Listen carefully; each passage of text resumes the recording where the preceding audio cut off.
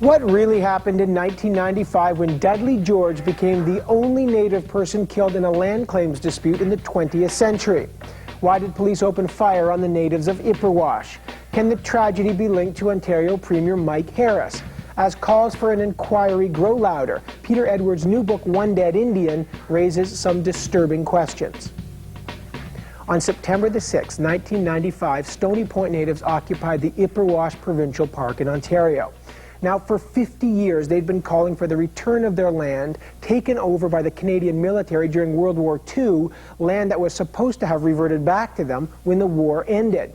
Well, it was planned as a peaceful, unarmed occupation. And in fact, with situations like Oka in mind, the Ontario Provincial Police had developed a strategy dubbed Project Maple, which called for a team of negotiators to help defuse a crisis just like this.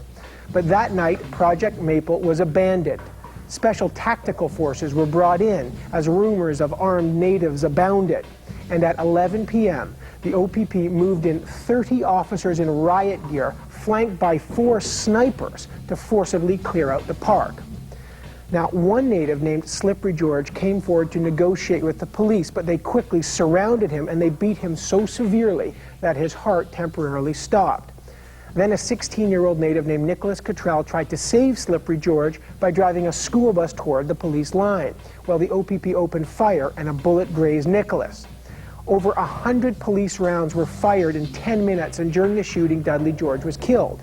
2 years later, OPP Sergeant Kenneth Dean was convicted of criminal negligence for the slaying of the unarmed George. Well, several questions from that night still remain unanswered. Why did the OPP abandon the usual strategy? Who gave the orders to move with such deadly force? Why wasn't anyone charged with the brutal beating of Slippery George? Within hours of the killing, Toronto Star reporter Peter Edwards arrived in Ipperwash, and his new book, One Dead Indian, is an almost forensic chronicle of the entire conflict, including the ensuing years of legal fighting. The book has helped put the story right back on the front pages across the country. Well, on September 6th of this year, I traveled to Ipperwash to the exact site where Dudley George was killed. Now, after Dudley's cousin, Judas George, walked me through the details of the confrontation, he was actually there, and it was his son who was shot in the school bus. I then sat down with Peter Edwards. On September 5th, which would be 6 years ago almost to the day, today, they come in, it's quiet just like this. And they've decided to have an occupation. Now, when most people think about an occupation, they think about Oka. But this was not like that. This wasn't even dramatic. I mean, they waited till the tourist season was over. They came in after 6 at night when the park had officially closed. Are they unarmed? Unarmed. I mean, it was more like a picnic than occupation. Suggests people with bandanas and guns and fighting and tension. And this was when police came down. Things did get tense. The night they came in, there was a flare thrown at a police car. There was you know, harsh words, that sort of thing, but no gunfire, nothing all that big. Nobody went to jail for it. In the mind of the Stoney Point Natives, what ought to have happened? I think they wanted to do something symbolic, just that they get this part back. It's odd that 10 days after the shooting, or in around 10 days after, the paperwork did appear from the federal government that showed, in fact, they were right. There was a burial ground. They had been promised that. They, you know, it wasn't stealing land. It was going back onto something that had been theirs. The government had been arguing, the Mike Harris government, that in fact there's no evidence to suggest that this was a native burial ground. Is there evidence to suggest that it was? There's evidence, including some signed by Prime Minister Chrétien when he was Indian Affairs Minister. It goes back decades. In the 70s. When the police come, they seem armed for a major, major conflict. When you read the kind of the tactical and rescue unit, which are a special forces unit with submachine guns, and you've got, what, 30-odd police in riot gear. Why were they bringing such firepower to what you have described as a picnic? I think that's a better question for Mike Harris. And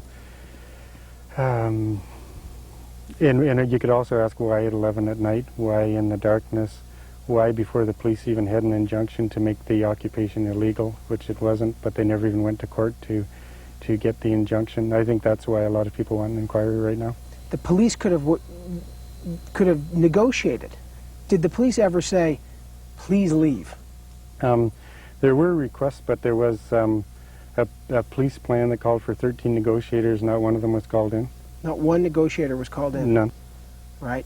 Let's talk about the police officer, Kenneth Dean, who was in the Tactics and Rescue Unit, who was charged with killing Dudley George. His defense was that the natives were armed, and it was a defense that he shot Dudley George. He was trial by judge, and the judge concluded that that he was lying. He opened fire 7 times. Only 3 were at Dudley George, so there were 4 unexplained bullets right off the top. He said that Dudley George was holding a rifle, and he described what he said was a rifle. There's a police officer standing directly behind him with his gun out who had to explain why he didn't also shoot at Dudley George. He said because he was holding what appeared to be a stick. No gun was ever recovered. So Dean is charged, and he's sentenced to 2 years less a day served in the community. Which, in another translation, is not a second behind bars. Not a second behind bars. Now, between 8 and who knows how many police officers beat Slippery George until he lost his heartbeat. We don't almost to death. How many police officers were charged for that? 0. 0. Why? Because he was charged with assaulting them. Not a single police officer in the trial remembers who actually hit Slippery George. One remembered swinging his baton, but couldn't recall if it struck George or not. Somehow his memory failed somewhere in mid-swing. Does this strike you? They call in the States the New York police, who have gone through their own trials, the blue line, the wall, the blue wall.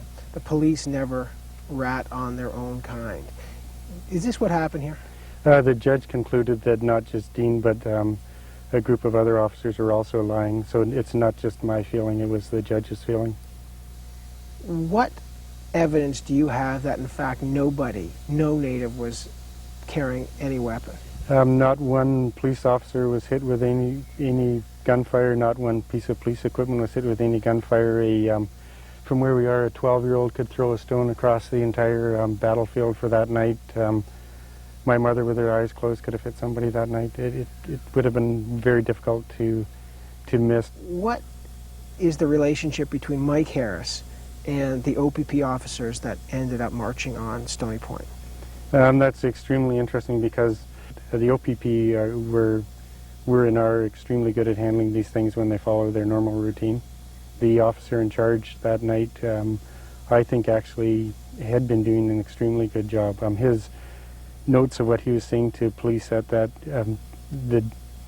just leading up to the shooting, were, let's be gentlemanly. Before they, but then that afternoon things changed dramatically. All of a sudden, one of the paramilitary unit is called in off of sick leave. Police start showing up in droves.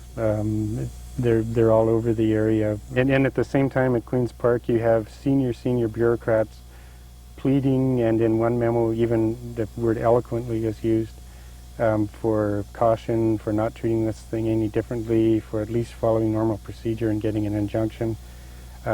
Huge, loud, strong warnings to Mike Harris, to senior people in government, that let's handle this like we handle all the other ones when we do a good job. All right, now, Mike Harris was asked immediately about what happened at Ipperwash. First he said, politicians don't talk to the OPP. It's an OPP matter. I have nothing to do with it. I never met with anybody about the Ipperwash before, and I haven't since, and it's their issue, and I have nothing to say about it. True or false? False. Why? He had a meeting with the OPP that afternoon, and it shows up in numerous memos that Harold Levy and I have gotten. There's one officer, Ron Fox, who did sit with the Premier. I mean, that's... Ron Fox sat with the Premier when? They were, it would be early in the afternoon before the shooting.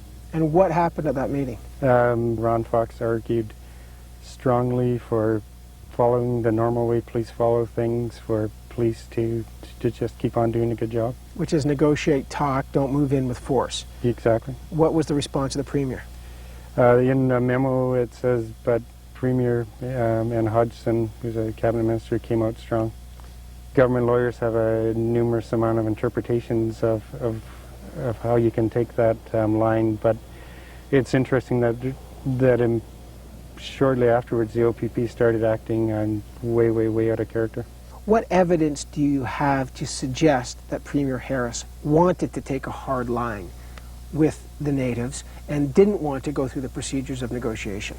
There's mounds of evidence. There's one memo that talks about don't want to be seen as cooperating with the Indians.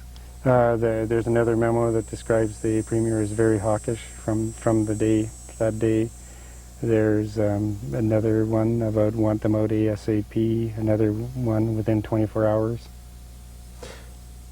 None of this is a smoking gun,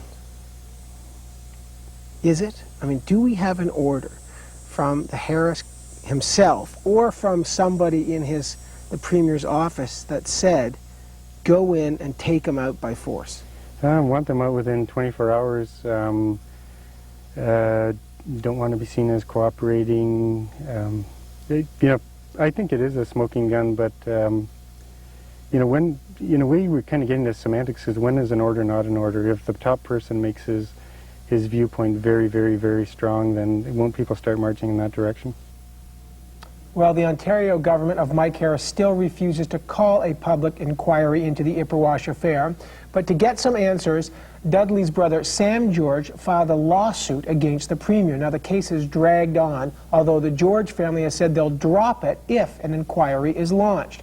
And this November, Mike Harris may become the first Premier in history to be questioned in court in a civil suit. But when we come back, Peter Edwards talks about his moral rage and his emotional attachment to this story. So stick around.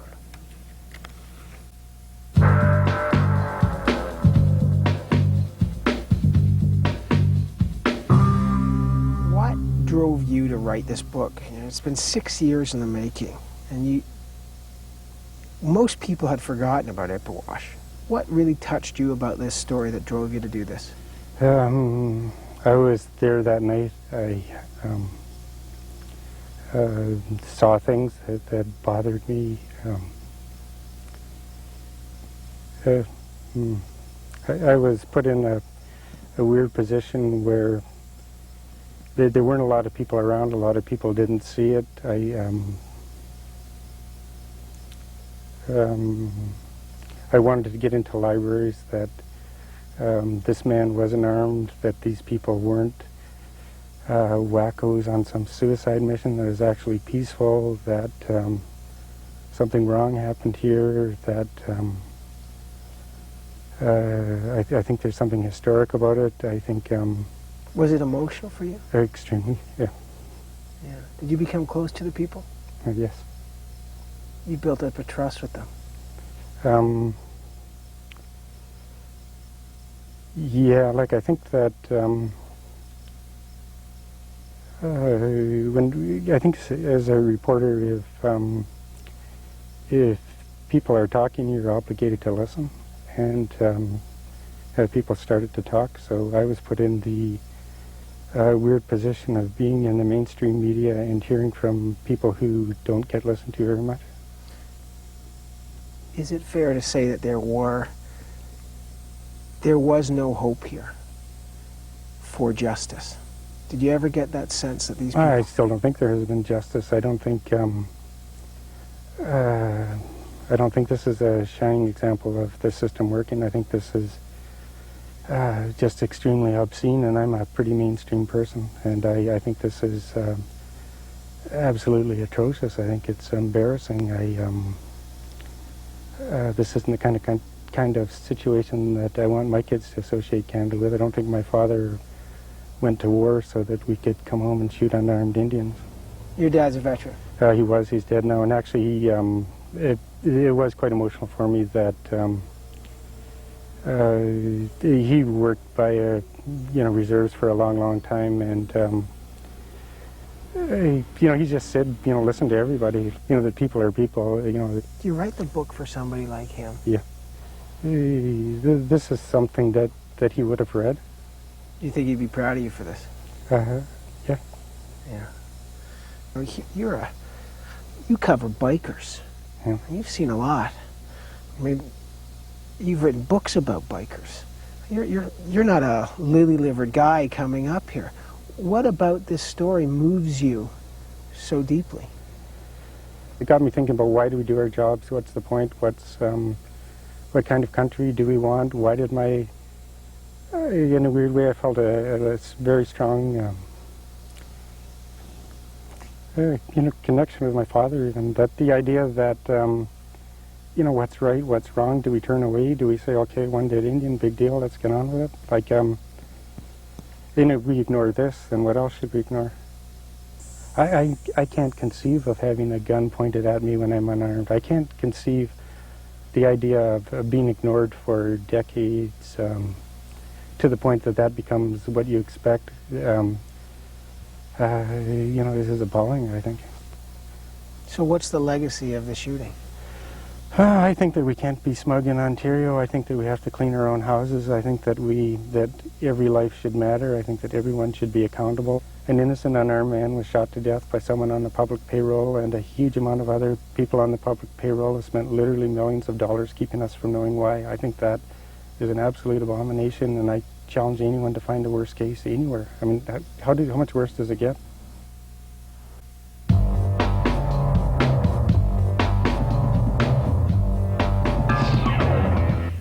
Peter Edwards' excellent book, One Dead Indian, certainly provides enough evidence linking the Ontario Premier's office to the shooting in Ipperwash to warrant an inquiry. But it also shows in detail the kinds of institutional violence and rights violations that so many Native groups across the country deal with on a regular basis. This is a compelling, well-researched, and important book that I would highly urge you to read. One Dead Indian is published by Stoddard, and interestingly enough, Peter Edwards told me that he had a lot of trouble finding a publisher interested in the events in Ipperwash.